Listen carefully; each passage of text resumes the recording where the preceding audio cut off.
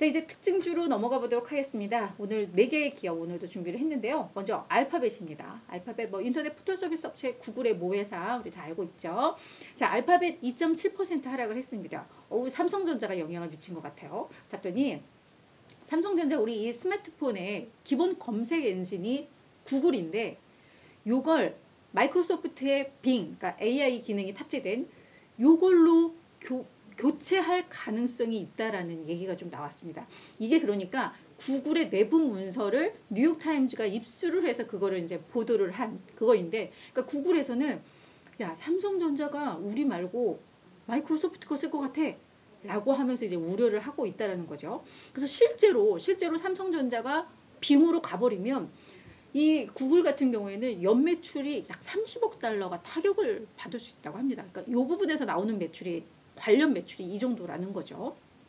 그런데 지금 구글이 검색 엔진 시장에서 90% 이상의 점유율을 차지하기 때문에 막 AI 나오고 마이크로소프트가 빙 공개를 먼저 했잖아요. 막 하고 이럴 때 시장에서 야, 이게 검색 이 시장에 경쟁 치열해지는 거 아니야라고 했을 때 구글에서는 야, 걱정하지 말고 우리가 위치가 있고 우리도 AI 하는데 약간 이랬었는데 이제 삼성전자가 옮겨가면 이게 얘기가 좀 달라지는 거죠. 그래서 이런 우려가 있었고, 그러면서 알파벳은 2.7 내렸고 마이크로소프트는 한 1% 정도 주가가 올랐습니다. 그래서 희비가 엇갈렸다 이렇게 정리를 하면 될 것 같고요.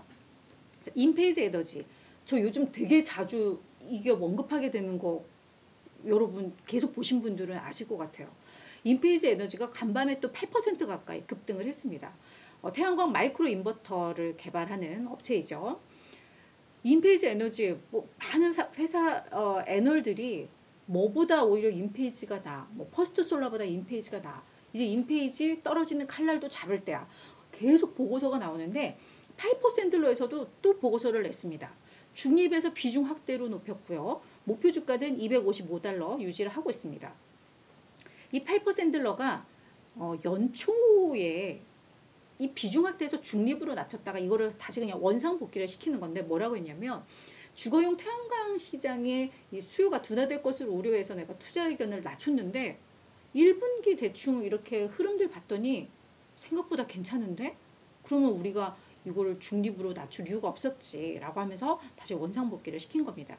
실제 1분기 실적은 25일 날 발표를 할 예정인데 이 사전에 아마 데이터들을 통해서 1분기 괜찮네라고 판단을 한 것 같아요. 그러면서 인페이지가 이 글로벌 시장에서 추진력을 계속 강화하고 있어서 올해 40%의 외양 성장도 가능할 것 같아 라고 이야기를 했고, 또 최신 모델인 이 IQ8 이게 이제 고마진이잖아요. 아무래도 신제품은. 그렇다 보니까 에비타 마진도 작년 30% 초반대였는데 이게 올해는 30% 중반까지 높아질 것 같아 라고 하면서 긍정적으로 평가를 한 겁니다. 요것 때문에 주가 많이 올랐는데요. 월가에서 갑자기 긍정적 보고서 많이 나올 때는 좀 볼 필요는 있을 것 같아요.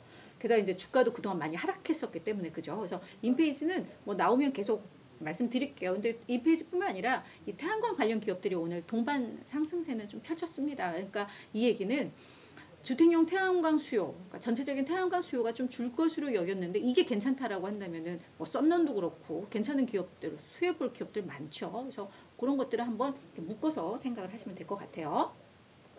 자, 세 번째는 로블록스입니다. 12%나 급락을 했어요. 메타버스 기반의 온라인 게임 플랫폼 저희 잘 알고 있는데 이 로블록스는 월 단위로 실적을 공개를 하죠. 그러니까 뭐 사용량 지표를 공개를 하게 되는데 일단 1분기 실적은 내달 다음 달 10일에 공개되고 이제 3월 성적표를 발표를 한 건데 뭐 결제액은 전년 대비해서 약 23에서 27% 증가를 했습니다. 뭐 매출도 이 정도 됐고요. 활성 사용자 1인당 평균 결제액이 이제 3.73에서 3.85달러로 전년보다 뭐 조금 줄었거나 조금 늘었거나 뭐 이 정도 수준입니다.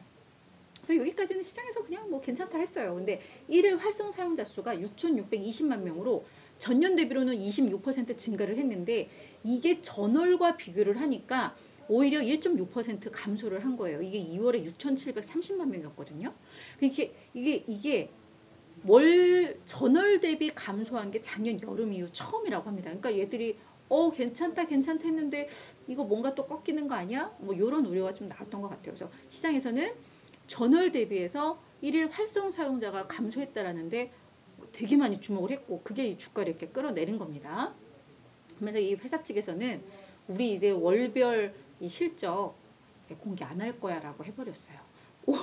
5월부터는 안 한다라고 이야기를 했는데 자기들은 이 계절성이 매우 중요하다고 생각을 해서 그렇기 때문에 이게 분기별로 하는 것보다 월별로 해줘야 이게 비교 가능하다라고 생각을 해서 했는데 해보니까 별로 득이 안 된다고 판단을 한 것 같아요. 그래서 이제 약간 중기 관점으로 묶어서 분기별로 우리는 앞으로는 실적 공개하는데 다 할 거야라고 이야기를 했습니다. 그래서 뭐 이런 부분들도 그냥 맞물린 것 같아요. 그래서 주가가 급락을 했습니다. 자, 그리고 스테이트 스트리트 여기가 세계 최대의 수탁은행입니다. 여기도 이제 9% 넘게 급락을 했고요. 이게 2020년 3월 이후 거의 3년 내 최대 낙폭입니다. 그러니까 실적을 발표를 했는데 뭐 매출액은 뭐 예상 수준이었어요. 근데 이 주당 순이익이 시장 예상을 크게 밑돌았고 전년 대비로도 거의 한 9% 감소를 했습니다. 이 은행권의 전반적인 위기로 인해서 수탁 자산들이 많이 줄었고 수수료 수입도 감소했다라고 이야기를 했는데 아무래도 이제 수탁은행이다 보니까 무이자 예금들도 꽤 많았을 거예요. 그러니까 뭐 수탁이라 한다면 우리 뭐 예탁원에 거기 주식들 수탁돼 있고 하는 것처럼 이제 그런 개념의 은행일 텐데, 그러니까 여기는 이제 무이자 예금들도 꽤 있는데, 요 고객들이 무이자 예금을 인출을 해서 그걸 이제 그냥 이자를 받을 수 있는 곳으로 넘어가고 있다고 합니다. 그래서 이런 여파로 인해서 2분기에 이익이 또 5에서 10% 정도 추가 감소할 것 같아라고 이 전망을 내놓은 부분이 오히려 또 더 타격을 준 것 같아요. 그래서 이런 게 맞물리면서 주가가 급락을 했다. 이렇게 생각을 하시면 될 것 같습니다.